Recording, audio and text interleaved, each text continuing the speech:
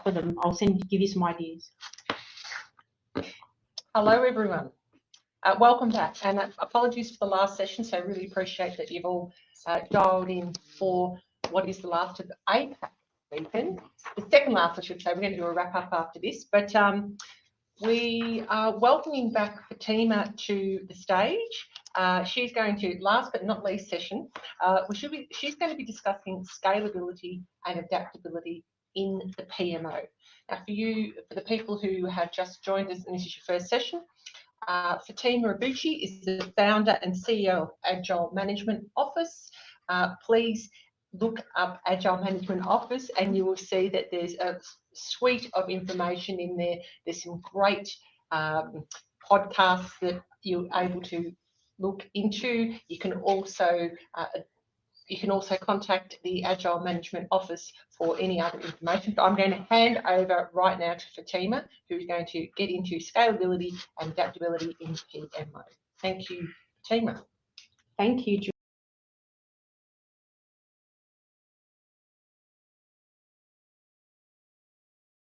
Can everyone hear me okay? Okay, perfect. All right, so getting into this, so scalability and adaptability. So a couple of key things here. We touched on earlier today, and it's come up a few times in our panel conversations around adaptability and what it means when it comes to governance. So we're going to touch on that, but first let's talk a little bit about scalability. So one of the common questions that I often get asked is around how to scale a PMO. And depending on where your PMO sits within an organization, the scale might be horizontal and the scale might be vertical. And so I'm going to take you through a couple of differences in that space. I'm going to talk about some strategies and learnings, and then also some information around what adaptability means, in particular as it relates to governance, which, as I mentioned, for those that were paying attention earlier today, that is a key trend for 2024 and continues into 2025. So if you're in the space now, whether you are the person running the PMO, or perhaps you're aspiring to be a PMO lead, or perhaps you're an executive that has PMOs reporting into you. Now, depending on where your PMO sits within the organization, and if you were listening into Demi's presentation earlier today, she did outline that it could sit at the function level, at an organizational level, or maybe it's in a project or program level. So depending on where it sits, you then have to have the discussion and the conversation about why you need to scale your PMO before you decide how you're going to do it. This is where the what comes in and is important. So often scaling a PMO tends to happen as a result of organizational growth. So companies might merge with another company and then they decide to merge PMOs and then they decide to scale that up to an enterprise level. Or there might be an organization that was small, scaling to a medium size, and therefore they now need to standardize their project management practices and governance. Or there might be an organization that is gone from being privately owned and perhaps they're going to IPO and become a public company. And so they need to get their ducks in order. There's a lot of different reasons of why you would need to scale, but there are just a few examples. The reason as well that we would scale and either introduce or scale an existing PMO function is because we want to support the increase in project complexity.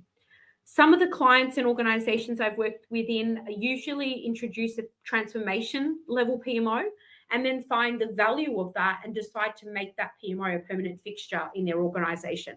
A good example of that in financial services, transformation PMO did a really good job there, and then the team was asked to effectively become the enterprise PMO. And then thinking about adaptiveness and efficiency. So another reason why you might introduce and start to think about scaling is because you want to deliver projects more efficiently, and having a scaled up team usually enables you to bring in that additional capability and start to use different ways of enhancing and technology to enhance rather your PMO function itself. And so you might be forced to scale, particularly because something's going on in the broader market. So now that we know what the reasons are to scale, I want to ask you to think about which way you are going. So within any organization, a PMO can scale vertically, meaning that the visibility of PMO becomes more elevated and is seen at an executive level. And therefore, it starts to have a greater level of influence.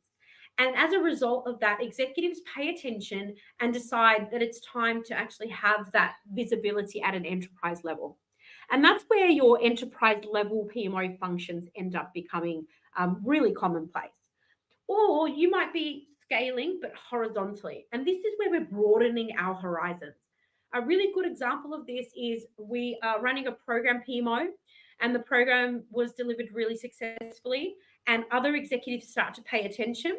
And in this particular example in banking, we had 3 portfolio directors who weren't really happy with how projects were being managed in their space.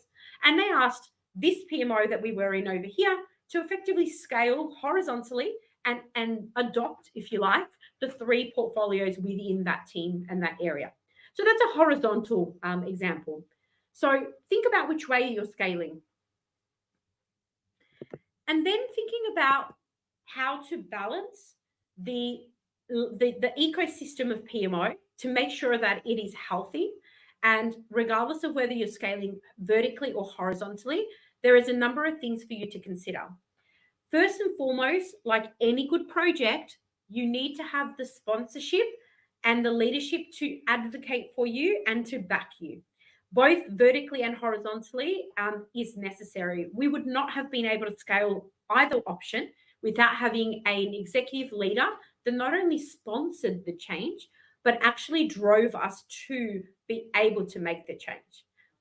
Healthy indicators, thinking about PMOs and ecosystem, is a PMO that's able to strike the balance between the horizontal and the vertical. And that is actually being able to demonstrate proficiency in being able to adjust and adapt for the organization and the needs that it has. An example of that might be an enterprise PMO that was focused on the enterprise level factors and more at the investment space. And then a transformation program comes into the conversation. Now, the enterprise PMO effectively now needs to support this transformation program. And so they decide to scale their resources and their function to support that transformation. And then after the program, they then absorb those resources back and they continue. So ultimately, some things to think about when you're scaling is where you are right now. What is the benefit of scaling, be it horizontal or vertical? And what are the key performance indicators that you would think about to put in place to assess whether or not it is effective? The best example of an effective scaling PMO function is stakeholder feedback. So regularly assessing and asking for feedback is absolutely imperative, and you should not try to force the PMO to scale if your culture is not ready for it. And you can definitely find out if that is the case by asking the right questions and having those conversations.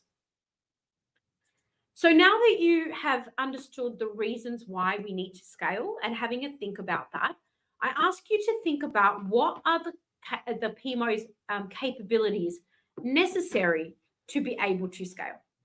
The examples I've pictured here are the ones that are most commonplace, having spent a lot of time in PMOs over the last 20 years. The items in red are by far the most important in terms of what stakeholders and companies have asked for. I'm not suggesting that what I think are the most important, because what I think is irrelevant. It's what the clients and the customers and the stakeholders ask for. And the ones in red are the ones that are fundamental, functional, and necessary for any effective PMO. And so we spend a lot of time focusing on those, getting those right, before then scaling the capabilities as we scale the PMO. I think Alicia talked about it earlier in the panel conversation. You can't have great ideas and do it all at once. And as I mentioned earlier today, think about treating introduction of capabilities as like micro projects so that you can introduce capability in an effective way so that we're not scaring off our stakeholders. So with scaling, you've got a couple of options. Obviously, you want to think about the strategy for scaling, and you want to make a decision around whether you're going to be scaling vertically, horizontally, a bit of both. But ultimately, you've got 2 paths. You can choose to incrementally scale. And the example I gave earlier was we picked up additional portfolios, and over time we continued to pick up more and more and more.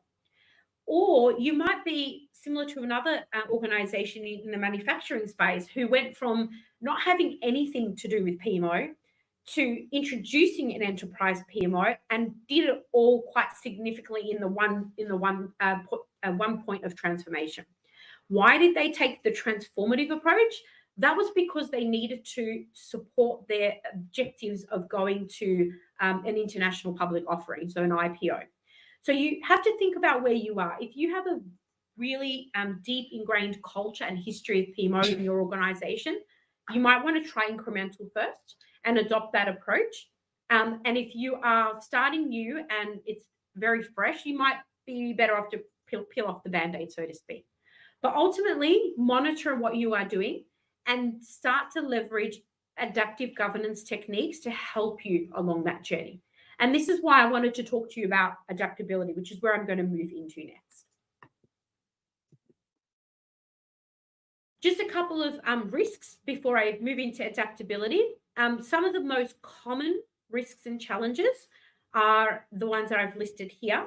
The biggest one here is not having the right resources, be it people, processes, and tools to actually support your scaling desires. If you're doing everything in Excel spreadsheets, which absolutely can work for a period of time, and then you decide you're going to scale up significantly, you might want to look at different platforms, like some of those that the sponsors have, to actually upskill and bring in that additional capability so that you can support on a larger scale. And then finally, in terms of the risks and challenges, you want to think about how you integrate whatever it is that you're going to be doing in terms of capabilities within your existing ecosystem, your existing processes, your existing risks, your existing tools. You want to think about that holistically. And this is why I'd recommend we put in place a strategic roadmap and you get that sponsor buy-in and then you progress that micro project. So now I just want to briefly touch in the second half of the conversation on adaptability. And adaptability to me is all about adapting not only how we work, but also when it comes to governance, I think it's the most critical aspect and is the thing that is going to really support your ability to not only scale the services and functions that you work in, but for those that are on the conference today that are in the position similar to myself as an executive with people working with them that run these functions, you want to make sure that you understand that governance is not a bad thing.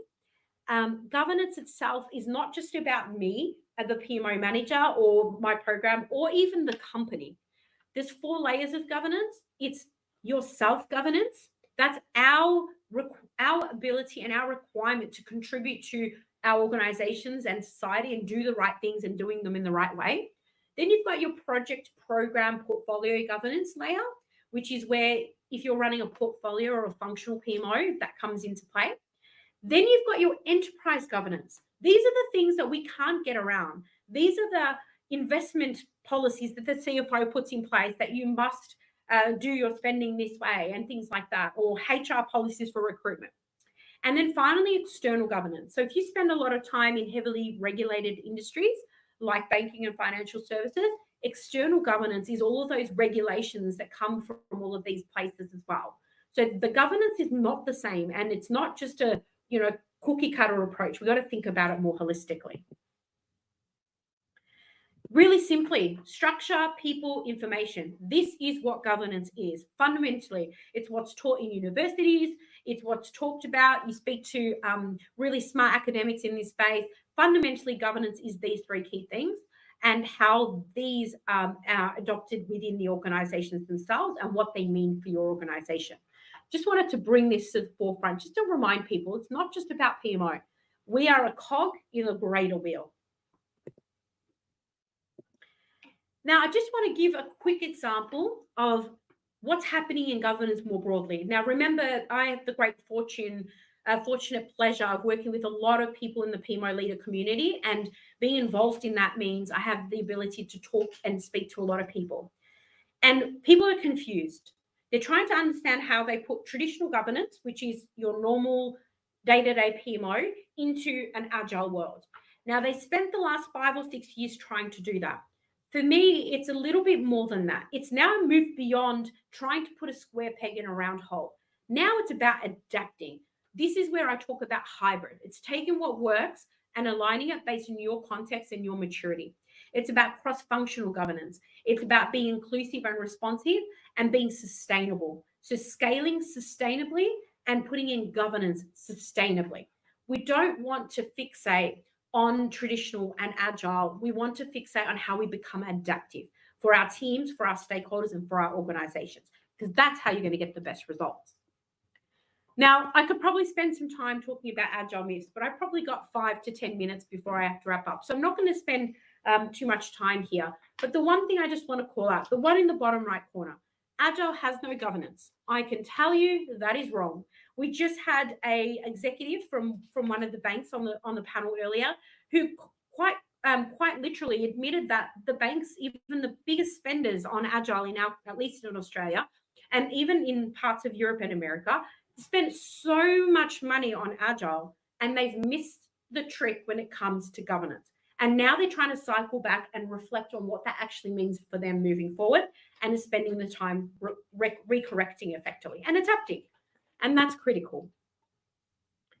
So what are some of the common challenges when it comes to implementing adaptive governance? So from all the conversations we have and all of the work we see, these are some of the most common examples around adaptive governance. Now, I'm not suggesting adaptive governance is the new model. I'm not selling you a training. It's not a methodology. It's literally the definition of adaptive and definition of governance. And it's just paying attention to those two together. But ultimately, adaptive governance, fundamentally, when it comes to challenges we're facing, is not overlaying new governance on top of existing governance, because that can be quite literally overwhelming for delivery teams. And no wonder they're getting frustrated and not responding. The other question is, what do our executives want? So what we need to do is bridge the gap between what an executive strategic lens needs and then what our delivery partners need. Not one takes precedence. Yes, one pays the bills and one's the sponsors, but without those doing the work, we're always going to be sort of stuck in that hamster wheel. So make sure that you focus on building that trust and getting traction, and introducing those micro projects will really help you to build trust. One of the most successful ways of doing that is doing it with them, not at them. Don't do governance at delivery, do governance with delivery, and you'll get a far greater outcome. So I'm going to leave you with some questions for you to consider today. And some of these questions are things that you might have already thought of, and others perhaps not so much. But ask yourself, is your governance structure able to quickly respond to changing circumstances? If you are running a program PMO or a domain or department PMO, and then you are told tomorrow that you've got to start scaling up, are you ready? And what does ready look like? What are the foundational capabilities that you need in your organization in order for you to scale sustainably, which is a key thing that we need to think about? What mechanisms do you have in place? What levers do you have in place so that when you get, if you're in a heavily regulated industry, get smacked by some regulation and you need to move quickly, there's no time to go through 15 stage gates. How do you do adaptability? How do you move? How do you monitor your governance? Don't set and forget. Don't be one of those companies that brings in a big consultancy, spend $200,000, build out all your frameworks, and then literally not use it. That is so common and it happens all the time. And then the last list of questions I ask you to think about is, how is your organization promoting a culture of learning and adaptation? Do you have a center of excellence? And a center of excellence means different things to different people. But if you've got one, well, why aren't we providing insights and learnings about how to, as Karen pointed out earlier today, to unlearn? We want to make sure we're also focusing better on how we use technology, AI, automation to better outcomes for our stakeholders. And then we also want to put in place metrics and performance indicators that help us to measure effectiveness of the governance. Without that, how do we know we're doing a good job? And when people say we're not, how do we prove them wrong? And then finally, what are the mechanisms you have in place in order to make sure that you're actually making a difference? Because without that, how do you know that you're making the right changes in the right time, in the right way for your stakeholders? So on that note, I am going to end it there. Thank Thank you you so so much. much. If anyone has any questions about anything that I've covered today, please reach out to me on LinkedIn, and I'm happy to help. But I hope this has been insightful for you all.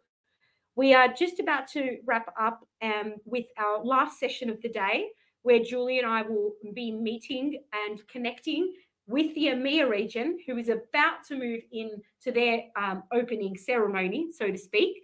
So please join us in the last session of the day to make sure that you have a chance to ask any final questions, and also to get a wrap up of the things that you may have missed from earlier. So please join us in that session, and we look forward to seeing you there. Thank you so much.